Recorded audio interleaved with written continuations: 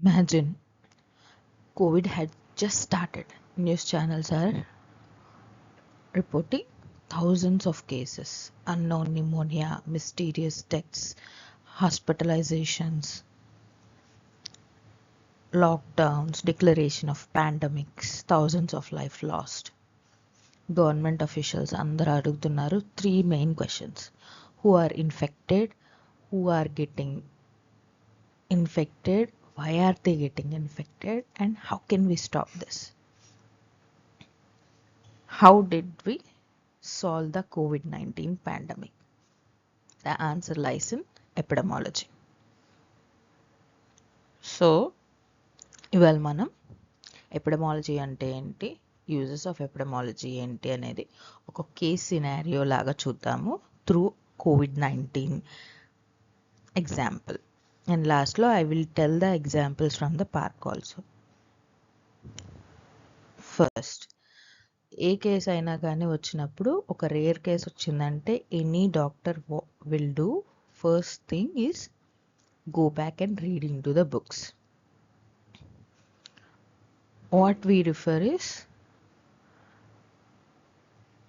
the pattern. Has it been seen in the history past? First ఎప్పుడన్నా వచ్చిందా ప్రపంచంలో, వస్తే ఎలా స్ప్రెడ్ అయింది, ఇలాంటి ప్యాటర్న్స్ ఉన్నాయి. లైక్ మనకి ఇన్ఫ్లుయెన్జా ఉందనుకో, సీజనల్గా వేరియేషన్స్ వస్తాయి అని, దాంట్లో డ్రిఫ్ట్ అని, షిఫ్ట్ అని, ఇవన్నీ మనకి ఎలా తెలిసిన ఈ కాన్సెప్ట్స్ అన్నీ. సో మనం హిస్టారికల్గా రైజ్ అండ్ ఫాల్ ఆఫ్ డిసీజెస్ని చదువుతూ ఉన్నాము, వాటిని రికార్డ్ చేస్తూ ఉన్నాము కొన్ని సోర్సెస్లో, like research studies, publications, surveillance records, global health database, వీటన్నిటిలో మనం డిసీజెస్ని ప్రిజర్వ్ చేస్తూ ఉన్నాము. సో దట్ ఇలాంటి కొత్త డిసీజెస్ వచ్చినప్పుడు we can go back and check with the data. ఇది ఇంతవరకు ఎప్పుడన్నా వచ్చిందా, వస్తే మనం ఎలా డీల్ చేసామనేది తెలుసుకోవడానికి. సో దట్ ఈస్ వాట్, అది మనకి డిసీజ్ని ఇమర్జ్ అయినప్పుడు హెల్ప్ చేస్తుంది. ఎలా ఎవాల్వ్ అయిందో తెలుసుకొని దాన్ని మనం ఇప్పుడు ఎట్లా ఆపాలనే దాన్ని ప్లాన్ చేసుకోవడానికి. సో ఇట్లా కేసెస్ టైము గ్రాఫ్ వేసుకొని ఓవర్ ద టైమ్ ఏ డిసీజెస్ వచ్చినాయి, ఎలా మనం డీల్ చేసాం అనేది ఒక ఐడియా కోసం. So first if we deal with history తెలిసిన తర్వాత ప్రజెంట్ సిచ్యువేషన్ తెలియాలి. ప్రజెంట్ సిచ్యువేషన్ తెలియాలి అంటే కమ్యూనిటీ డయాగ్నోసిస్ అనేది మనకి తెలియాలి. సో కమ్యూనిటీ డయాగ్నోసిస్లో main part is measuring the burden of the disease in the community. ఇవి ఎలా చేస్తామంటే త్రూ మార్బిడిటీ, మోర్టాలిటీ డేటాతో అనమాట. తర్వాత వర్నరబుల్ పాపులేషన్ ఎవరో మనం ఐడెంటిఫై చేయడానికి ట్రై చేస్తాం. ఆ డేటాతోటి మనం రీసోర్స్ అలోకేషన్ అనేది చేస్తాం అండ్ ప్రయారిటీస్ సెట్ చేసుకుంటాం ఒక యాక్షన్ తీసుకోవాలి అంటే. సో ఇదంతా కూడా డిపెండ్ అవుతుంది మనకి బర్డెన్ వర్నరబుల్ పాపులేషన్ మీద. సో ఆ పాండమిక్ వచ్చినప్పుడు గవర్నమెంట్ మెయిన్గా అడిగిన క్వశ్చన్స్ ఏంటి, how many cases are there. First అసలు మనకి ఎన్ని కేసులు ఉన్నాయో తెలియాలి. ఫర్ ఎగ్జాంపుల్, అప్పట్లో మనం ఒక 25,000 కేసెస్ ఉన్నాయి అనుకుందాము as per that time base. Last 7 డేస్లో 2,115 కేసెస్ వచ్చినాయి అనుకుందాం.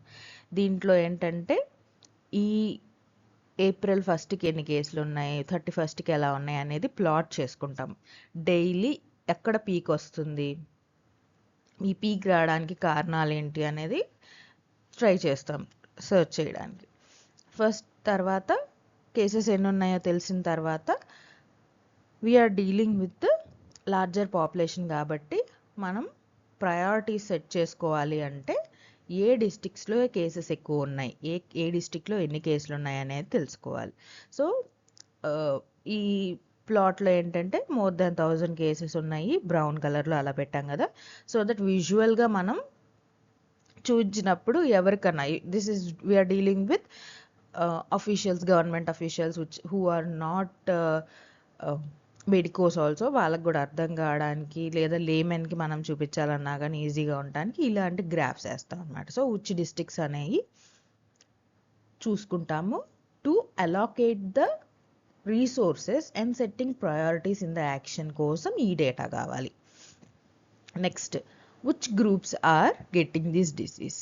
సో అప్పుడు మనం చూసుకుంటే మనకి 20 to 39 ఏజ్ లేదా 40 to 55 ఏజ్ వాళ్ళకి ఎక్కువ వచ్చినాయి, because they were going out and working population ఎక్కువ కాబట్టి they are more getting in to offices, trains, కొమోషన్లో ఎక్కువ ఉంటారు కాబట్టి they were getting more. And also the comorbidities కూడా వీళ్ళకి ఎక్కువ ఉంటాయి, లైక్ డయాబెటీస్, హైపర్టెన్షన్ ఇలాంటివి కూడా 40+ వాళ్ళకి ఎక్కువ ఉంటాయి కాబట్టి వాళ్ళకి వస్తున్నాయని మనం అబ్జర్వ్ చేసాం pattern. Next what are the hotspots. ఈ డిస్ట్రిక్ట్స్లో కూడా ఏమన్నా హాట్స్పాట్స్ ఉన్నాయా?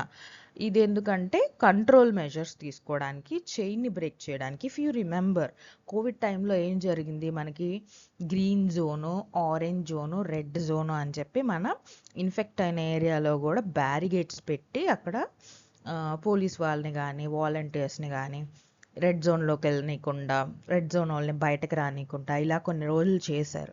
So that is red zone is the hotspot. హాట్స్పాట్లో నుంచి బయటకు వస్తే జనాలు the spread will be more. So అట్లా to control the spread of the disease actions తీసుకోవచ్చు మనం. సో మనకి బర్డెన్ తెలిసిన తర్వాత ఎవ్రీ పేషెంట్ ఒకేలాగా ప్రజెంట్ అవుతున్నారా లేదా పేషెంట్లో ఏమన్నా డిఫరెన్సెస్ ఉన్నాయా అని కూడా చూసుకోవాలి. Next that is we have to identify any syndrome is there. So syndromes అంటే ఫస్ట్ మనం ఏం చేసాము, అన్నోన్ రెస్పిరేటరీ డిసీజెస్తో వచ్చారు అని మనం చెప్పుకున్నాం. వాళ్ళకి వచ్చిన clinical symptoms are fever, cough, breathlessness అనమాట. మనకి కాజ్ తెలియదు. సో మనం possible differential diagnosis lower respiratory tract infection లేదా సార్స్ కోవిడ్ కానీ మర్స్ కానీ అనుకున్నాం. ఇలా లిస్ట్ చేసుకున్నాం అనమాట. ఫస్ట్ మనం ఇన్ఫ్లుయెంజానా, లేకపోతే న్యూమోనియానా, టీబీయా, మర్సా, సార్సా, లేకపోతే ఏదన్నా రెస్పిరేటరీ ఇన్ఫెక్షనా, లేకపోతే డెంగ్యూలోనో చికెన్ గునియాలోనో కొత్తగా ఏమన్నా కాంప్లికేట్ అయిపోయిందా, అట్లా ఏమన్నా అనుకున్నాం. ఒక్కో దాన్ని రూల్ అవుట్ చేసుకున్నాం. ప్రతి దానికి నెగిటివ్ వచ్చింది. బట్ రెస్పిరేటరీ సిమ్టమ్స్కి మనం ట్రీట్మెంట్ మాత్రం ఇస్తున్నాం, సిమ్టమాటిక్గా ట్రీట్మెంట్ అనేది ఇస్తున్నాం. ఈ సిమ్టమ్స్కి ట్రీట్మెంట్ ఒక కిట్ లాగా తయారు చేసి పారాసెటమాల్, సిట్రజిన్, మాస్క్లు ఇలా కోవిడ్ కిట్ అని తయారు చేసాం కదా. సో ఇలా సిమ్టమాటిక్గా కొన్నిటిని ఒక గ్రూప్ చేసి వాటికి ట్రీట్మెంట్ ఇవ్వడాన్ని మనం syndromic approach and syndromic approach అంటాం. That we see in STDs. And also ఈ సిండ్రోమిక్ ఐడెంటిఫికేషన్ ఎందుకు ఇంపార్టెంట్ అంటే so that we can understand the disease and also treat it accordingly. కొంచెం లోవర్ క్లాస్ వాళ్ళు కూడా ఈజీగా ట్రీట్మెంట్ ఇచ్చేలాగా సిండ్రోమిక్ అప్రోచ్ ఇంపార్టెంట్. కానీ syndromic identification దానికి కొంచెం డిఫరెంట్ ఉంటుంది. లైక్ ఫర్ ఎగ్జాంపుల్ మనకి పార్క్లో ఇచ్చింది ఏంటంటే టిల్ 1920s పెప్టిక్ అల్సర్ అనేది ఒకటే అనుకున్నాం. కానీ సిమ్టమ్స్ సిమిలర్గానే ఉంటాయి, కానీ పెప్టిక్ అల్సర్లో 2 టైప్స్ ఉంటాయి. That is gastric ulcer, duodenal ulcer. We all know gastric ulcer అంటే మనకి స్టమక్లో వస్తుంది, డియోడినల్ స్మాల్ ఇంటెస్టైన్లో. రెండిటికి డిఫరెన్షియేషన్ మనకి స్టడీస్లో అర్థమైంది ఏంటంటే పోర్ పీపుల్కి ఎక్కువగా గ్యాస్ట్రిక్ అల్సర్స్ వస్తాయి, because they tend to starve and వాళ్ళకి గ్యాస్ట్రిక్ జ్యూసెస్ స్టమక్లో ఎక్కువ ఉంటాయి కాబట్టి మంట తినకపోతే పొట్లో వస్తుంది. అండ్ అగైన్ అదే that is peptic ulcer, gastric ulcer. తర్వాత మనకి తిన్న తర్వాత వచ్చే మంటని డియోడినల్ అల్సర్ అంటాము. That is usually seen in rich people. So that is the poverty gradient differentiating the peptic ulcer into gastric ulcer and duodenal ulcer that we found out through epidemiological surveys. Or research. So మనకి we know that disease has many symptoms and కొన్ని syndromes లాగా మనం identify చేయొచ్చు అని. తర్వాత symptoms వచ్చింది ఎలా progress అవుతుంది అనేది కూడా మనకు తెలియాలి. మనకి ఎందుకంటే మనం ట్రీట్మెంట్ ఇస్తున్నాం, సిమ్టమాటిక్ ట్రీట్మెంట్ ఇస్తున్నాం, but what it is going to turn out అనేది కూడా మనకి తెలియదు because it was new disease. So what we ever reading is natural history of that disease. ఎలా ఎక్స్పోజర్ అయ్యింది, ఇంక్యుబేషన్ పీరియడ్ ఎంత ఉంది, డిసీజ్ మైల్డ్గా ఉందా, సివియర్గా ఉందా, మనం ట్రీట్ చేసిన తర్వాత అయినా రికవరీలోకి వెళ్తున్నారా, డెత్లోకి వెళ్తున్నారా, రికవరీ అయితే అన్న long term COVID complications or side effects ఏమన్నా వస్తున్నాయి. So natural history of disease ఏంటంటే యూజువల్గా అయితే మనకి డిసీజ్ స్టార్టింగ్ నుంచి ఎండింగ్ దాకా ఎలా ప్రోగ్రెస్ అవుతుందనేది తెలుసుకోవడం అనమాట. సో మనము ఫస్ట్ నుంచి ఫాలో అవుతూ వాళ్ళని ఐసోలేషన్లో క్వారంటైన్లో పెట్టి ఎక్స్పోజర్ అయ్యారు అని తెలుసుకున్న తర్వాత ఇంక్యుబేషన్ పీరియడ్ అంటే వాళ్ళకి ఎప్పుడు ఫస్ట్ సైన్స్ అండ్ సిమ్టమ్స్ వస్తున్నాయో చూసుకొని దాన్ని మనం 14 days అని చెప్పుకొని తర్వాత క్వారంటైన్లో ఉన్న వాళ్ళని మైల్డ్ సిమ్టమ్స్ ఎవరికి వస్తే అవి ఏంటి, like fever, sore throat, fatigue, smell తెలియకపోవడం, ఇలాంటివన్నీ మైల్డ్. సివియర్కి వచ్చేసరికి లంగ్స్ ఎఫెక్ట్ అవ్వడం, షార్ట్నెస్ ఆఫ్ బ్రెత్ రావడం, సాచురేషన్ పడిపోవడం, నిమోనియా లాంటి ఇమేజెస్ మనకి సిటీలో రావడము, కన్సల్టేషన్స్ రావడము, ఇట్లాంటివన్నీ కూడా సివియర్గా అయినప్పుడు ప్రోగ్రెస్ అయినప్పుడు వచ్చిన డిసీజెస్. సో దానికి మనం ట్రీట్ చేసిన దాన్ని బట్టి మ్యాక్సిమం పేషెంట్స్ రికవర్ అయ్యారు, కొంతమంది they had not survived. So in the survived patients also are there any long term complications అనేది మనం ఇప్పుడు చూస్తున్నాం. Like not at that point, after some time, that is 1 year తర్వాత 2 years తర్వాత most of the people are complaining about fatigue కానీ, కొంతమందికి breathlessness ఉండడం, muscle and joint pains is the most common one. ఇలా కొన్ని long term complications.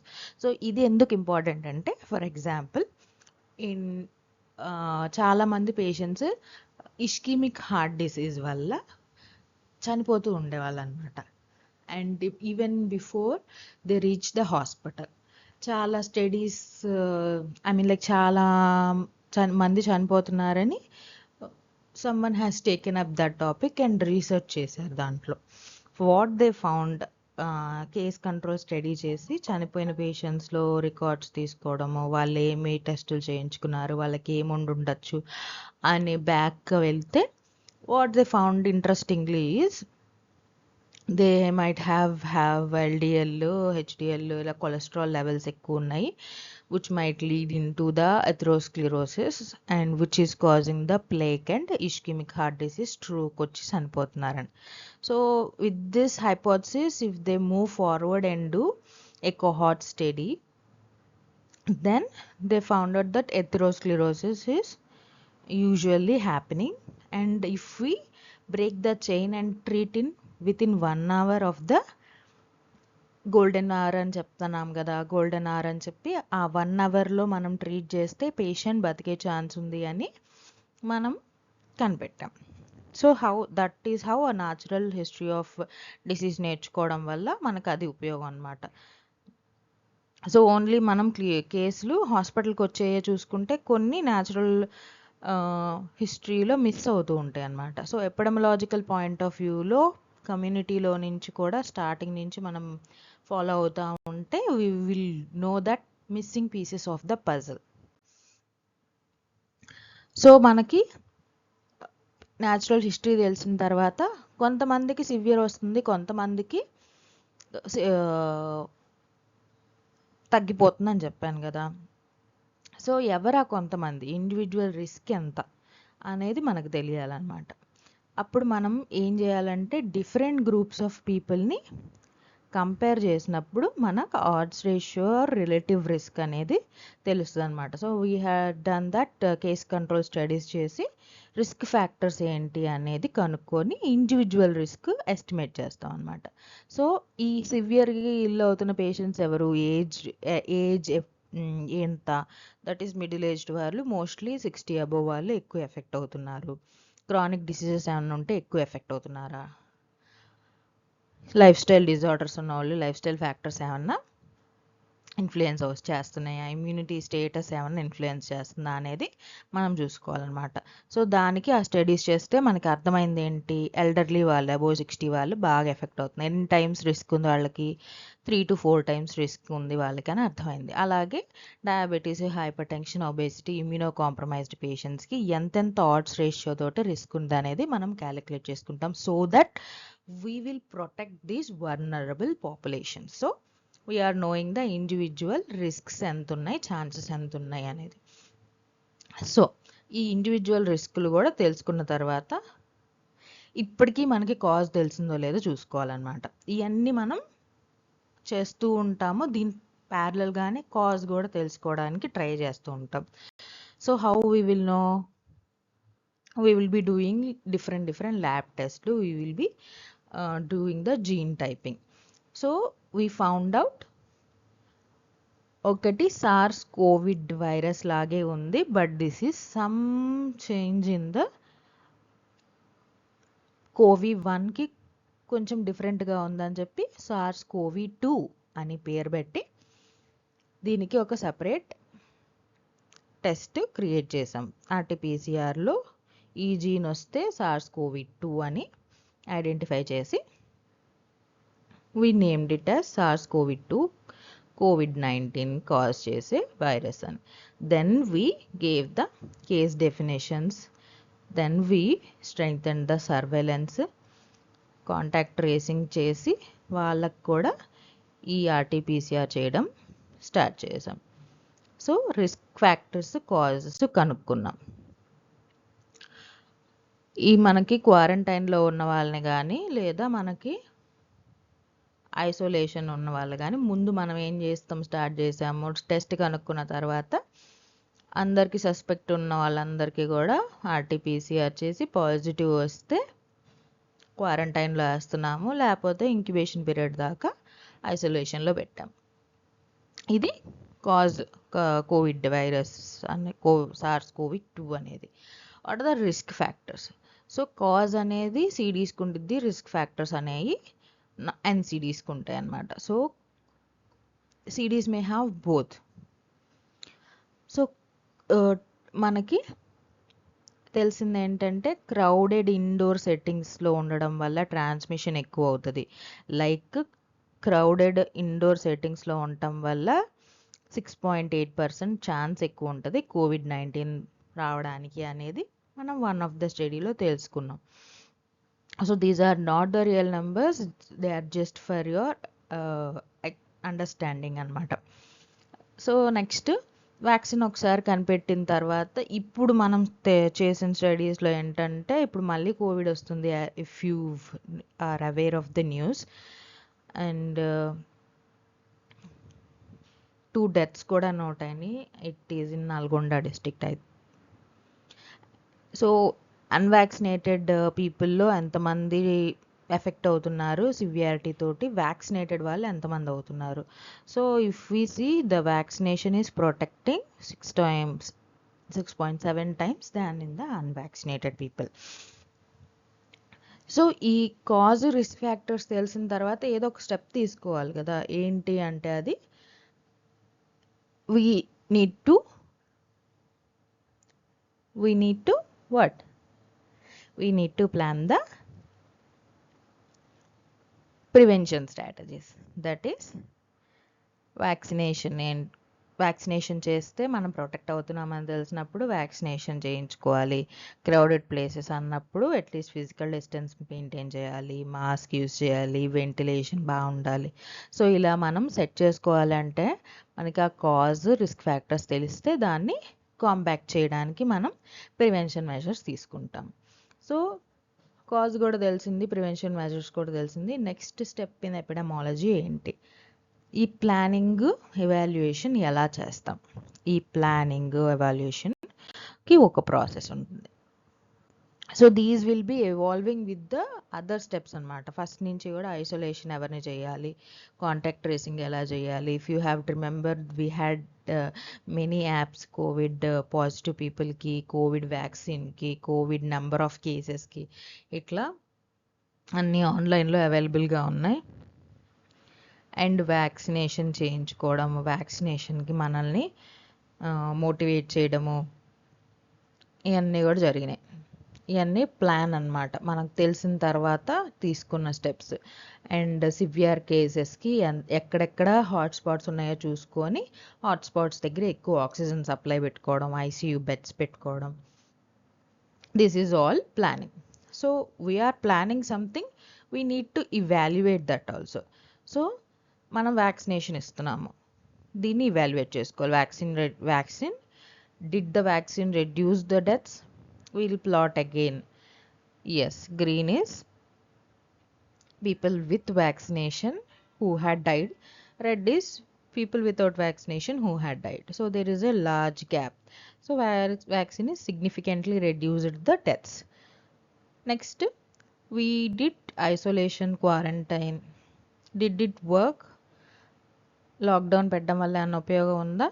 Yes, there is a huge dip in the cases.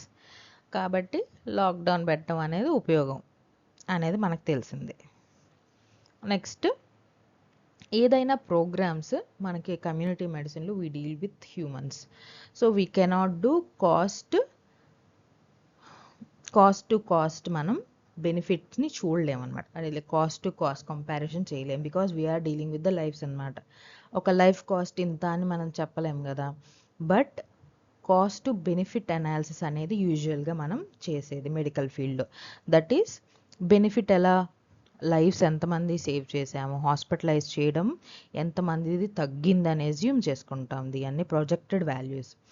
Economic impact ఎంత ఉంది, వాళ్ళ వల్ల వచ్చే లైక్ వాళ్ళు సిక్ అయితే మనకి ఎంత నష్టం వచ్చేది ఎకనామికల్గా, వాళ్ళు హాస్పిటలైజ్ అయితే వాళ్ళకెంత బిల్లు పడిద్ది, అండ్ హాస్పిటలైజ్ అవ్వడం వల్ల వాళ్ళు పనికి రాకపోతే లైక్ ఎకనామికల్గా ఎంత మనం లాస్ అయ్యే వాళ్ళం.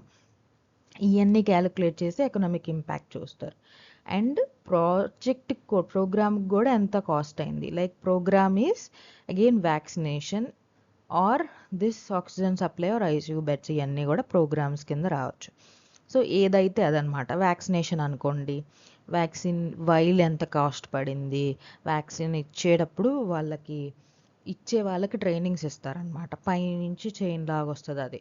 సో ఆ చైన్ మొత్తాన్ని ట్రైన్ చేయడానికి ఎంత డబ్బులు పడ్డాయి, కోవాక్సిన్ని సప్లై చేయడానికి వ్యాన్స్కి వాటికి ఎంత డబ్బులు పడ్డాయి. సో అట్లా ప్రతిదాన్ని కౌంట్ చేసి కాస్ట్ బెనిఫిట్ అనాలిసిస్ చేస్తాం. So evidence based planning and continuous evaluation అనేది జరుగుతూ ఉండాలి for the better outcome. So if we find anything fault, so vaccine ఇవ్వడం వల్ల ఎక్కువ మంది చచ్చిపోతున్నారని మనకు అర్థమైతే we stop the vaccine immediately. Or lockdown వల్ల కేసెస్ సివియారిటీ ఎక్కువ పెరుగుతుంది, లేదా ఇంకేదన్నా ఎఫెక్ట్ ఉందని తెలిస్తే దానికి అకార్డింగ్గా మనం చేంజ్ చేసుకుంటాం. So what we strive is for better outcomes అనమాట. So these are all the 7 uses of epidemiology. I hope మీకు at least the concepts of the 7 headings అర్థమైంది అనుకుంటున్నాను. Now we'll see what are the headings in the park and with that examples, because మనకి answer రాసేటప్పుడు what usually ఒక examiner or correction చేసే examiner ఏం expect చేస్తాడంటే at least to see heading which is similar to the standard textbook. So ఈ heading కరెక్ట్గా రాసి, examples కరెక్ట్గా రాసి, the meaning of the explain చేయాలి దీన్ని ఒక 2-3 లైన్స్లో అట్లీస్ట్. అది మీకు తెలుసు అనేది వాళ్ళకి అర్థం అవ్వాలన్నమాట. So first one is to study the historical and rise and fall of the disease. దానికి మనకి పార్క్లో ఇచ్చిన examples is like smallpox eradicate అయిపోవడం, emergence of the AIDS and Legionnaires diseases, like CDs తగ్గినాయి అండ్ సిడీస్ పెరిగినాయి అని కూడా మీరు రాయొచ్చు, that pattern of diseases. Next is community diagnosis. దీంట్లో మెయిన్ పాయింట్స్ ఏంటంటే కమ్యూనిటీ డయాగ్నోసిస్ వల్ల మనం health problems in the community ఏంటో చూస్తాము, హై రిస్క్ గ్రూప్స్ ఎవరో ఐడెంటిఫై చేస్తాము, prioritize with the health services ఏం చేయాలనేది ఐడెంటిఫై చేసుకుంటాం. So understanding social, cultural, environmental characteristics of the community is the main part in the community diagnosis, how these factors are influencing the health. So next is syndrome identification. Medical syndromes are observed by which are features frequently associated అనే ఒక group కింద పెట్టుకొని individual పేషెంట్స్కి ఉన్నాయా లేదా అని చూస్తాం. As I have explain this gastric ulcer, duodenal ulcer 1920 దాకా ఒకటే అనుకున్నాము. తర్వాత పెప్టిక్ అల్సర్ అని దానికి పేరు పెట్టుకొని ఒకటే అనుకున్నాం. బట్ తర్వాత స్టడీస్లో తెలిసింది ఏంటంటే పోర్టీ గ్రేడియంట్ వల్ల గ్యాస్ట్రిక్, డియోడినల్ సపరేట్ అని. Next natural history of the disease కూడా I again explain that. Example coronary artery డిసీజెస్లో, ఇస్కిమిక్ హార్ట్ పేషెంట్స్లో అథెరోస్క్లెరోసిస్ ఎట్లా ఇంపార్టెంటో మనం కనుక్కున్నాం. So evaluating the individual risks and ఛాన్సెస్లో ఎగ్జాంపుల్ ఏంటంటే స్మోకర్స్కి ఎక్కువ రిస్క్ ఉంటుంది లంగ్ క్యాన్సర్లో, మెటర్నల్ ఏజ్ అడ్వాన్స్ అయ్యే కొద్దీ డౌన్ సిండ్రోమ్ రావచ్చు, ఇవన్నీ కూడా ఎన్ని టైమ్స్ ఎక్కువ రావచ్చు ఇన్ని క్యాలిక్యులేట్ చేసి మనం పేషెంట్స్ని ఎడ్యుకేట్ చేస్తాం. And we try to know the odds of getting it. So evaluation of individual risks chances mostly we do with the case control studies. I'll try to explain the case control cohort RCTs in upcoming videos. And next, after evaluation individual risk, we search for the cause and risk factors. మనం పార్క్లో ఇచ్చిన headings ఏంటంటే like for example rubella, they found out congenital abnormalities or congenital defects are caused by rubella in the mother, that torch infections. And thalidomide drug ఇవ్వడం వల్ల birth defects వస్తాయి అని, teratogenic అని అది తెలిసిన తర్వాత నుంచి we're not giving that in the pregnant women. So again oxygen therapy ఇవ్వడం వల్ల ప్రీమెచ్యూర్ బేబీస్లో రెటినల్ ఫైబ్రోప్లేషియా వస్తుందని కనుక్కున్నారు కొన్ని స్టడీస్లో. So we stop that oxygen therapy in the premature babies. Lastly, that is planning and evaluation. So planning ki manam park lo ichina examples ఏంటంటే plan చేసుకుంటాం depending upon the people and resources. మనకి ఎప్పుడు కూడా resources చాలా తక్కువ ఉంటాయి. So we need to plan accordingly to use most of the resources with less man power, less money. So planning the hospital beds required for patients in specific diseases. So PHC ఎన్ని people kundali, CHC ఎన్ని people kundali, these are based upon the number of peoples and number of the beds. And again manpower planning, that is doctor patient ratio, nurse patient ratio, bed population ratio, ఇవన్నీ కూడా numbers which we are trying to use to betterly use the resources which are మనకి తక్కువ ఉంటాయి కాబట్టి వాటిని ఎఫిషియెంట్గా use చేసుకోవడానికి. Next ఇవి మనకు అసలు ఉపయోగపడుతున్నాయా లేదో తెలియాలి కాబట్టి evaluation can be of anything. ఈ హాస్పిటల్స్ మీద ఇవాల్యుయేట్ చేయొచ్చు, అవుతున్న ప్రోగ్రామ్స్ మీద చేయొచ్చు. ఈ ప్రోగ్రామ్స్ అనేవి వ్యాక్సిన్ ప్రోగ్రామ్సే అవ్వాలని లేదు. సో ట్రీట్మెంట్స్ని మనం లైక్ కొత్త డ్రగ్ వచ్చింది, ఈ డ్రగ్ మంచిదా ఆ డ్రగ్ మంచిదా, again we have to evaluate. అది ఎలా అంటే randomised control drug trials RCT, that also I will explain next coming video. అది ఎలా ట్రూ డ్రగ్ని కంపేర్ చేసి ఏది బెటర్గా ఉందనేది మనం కనుక్కోవడానికి ట్రై చేస్తాం. ఇమ్యునైజేషన్ ప్రోగ్రామ్స్ కూడా అంతే. మనకు అప్పుడు if you remember in COVID-19 Covaxin and major fight, Covaxin and Covishield ఏది బెటర్ అది we compared. But immunization program మొదలయ్యే ముందు కూడా if you have 2 drugs you can compare the 2 drugs and see which is best for the people. And ఆ vaccine ఇచ్చినప్పుడు కూడా like vaccine ఇచ్చినప్పుడు we will evaluate how many hospitalisations తగ్గినాయి, ఎంతమంది బతికారు, ఎంతమందికి సివియారిటీ తగ్గింది, మనకి దీన్ని ఇవ్వడం వల్ల గవర్నమెంట్కి ఎంత డబ్బులు పడ్డాయి, ఇవన్నీ కూడా ఇవాల్యుయేట్ చేసుకోవాలి. So that if that is not useful we have to stop it, because if we stop the unnecessary one we can use that amount into anything which is necessary. So epidemiology అంటే ఏంటి? ఈ epidemiologist ఏం చేయడానికి try చేసింది through out this process? So she asked some questions, that is who gets the disease, అంటే ఎవరెవరికి వస్తుంది disease, ఎంత వస్తుంది, ఎక్కడ వస్తుంది చూడడానికి ట్రై చేసింది. That is the occurrence and distribution of disease చూడడానికి ట్రై చేసింది. తర్వాత నెక్స్ట్ క్వశ్చన్ ఏం అడిగింది, why do they get this disease, అంటే ఏం చూసింది, డిటర్మినెన్స్, క్రౌడెడ్ ప్లేసెస్లో వచ్చిందా, ఇంకా దేని వల్ల వచ్చింది, ఇమ్యూనిటీ సిస్టమ్ వల్ల, లేకపోతే ఏ ఏజ్ గ్రూప్లో ఎక్కువ వచ్చింది. సో ఇవన్నీ డిటర్మినెంట్స్ అనమాట. ఫస్ట్ ఎవరిలో వచ్చింది అండ్ తర్వాత ఎందుకు వీళ్ళకే వచ్చింది. ఇవన్నీ తెలుసుకున్నాక ఎలా స్టాప్ చేయాలి డిసీజ్ని అనేది ప్లాన్ చేశారు. That is application of this knowledge to stop the health burden or health problem or health event which is happening. So ఈ క్వశ్చన్స్ అన్నిటికీ మనకు ఆన్సర్స్ తెలిస్తే ఆర్ ఆన్సర్స్ కనిపెట్టడమే is the epidemiology. So it helps us to find the patterns, cause and guide the actions to prevent the disease and promote the health in population. Finally we come to the definition of the epidemiology.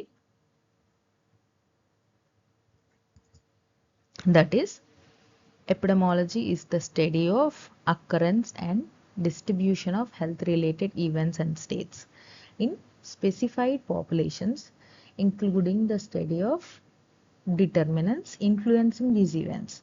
So the application of this knowledge to control the health problems. Thank you.